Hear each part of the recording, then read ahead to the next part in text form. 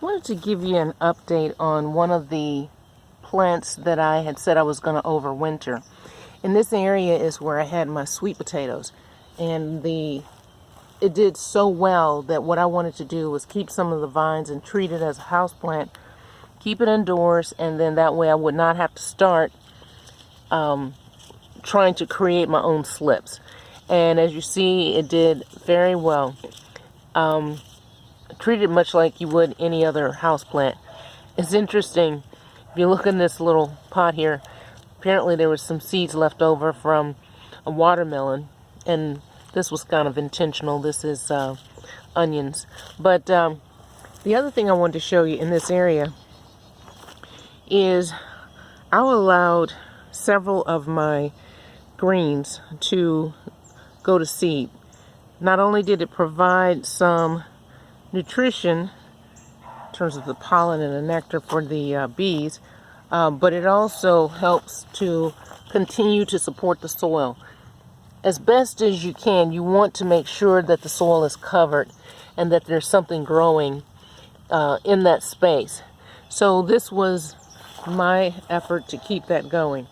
And then this here are the seed pods. So inside here are the seeds that I'm going to be harvesting from the kale, the mustards, and the collards that I had growing in this area. One final thing I want to mention was I had previously, last year, had been working with another local gardener, and we had it was a great collaboration, and I think we both learned from each other. I learned a lot, certainly, and he had mentioned that there were things that he thought were really neat. For example, how during the winter time, how I was able to come and harvest. I had my peppers and also some tomatoes on occasion that were growing in this area. I'll put a link to a video that talks about like the construction of this thing and the benefits and so forth. But it gave me a much earlier start because I didn't have to start over. Now where I did start over and kind of got a head start on that as well was I was able to put several of my tomatoes and peppers in these pots. And when I say pots, these are actually frosting buckets that I got from one of my local grocers. And I'm going to see if I can get a height on this.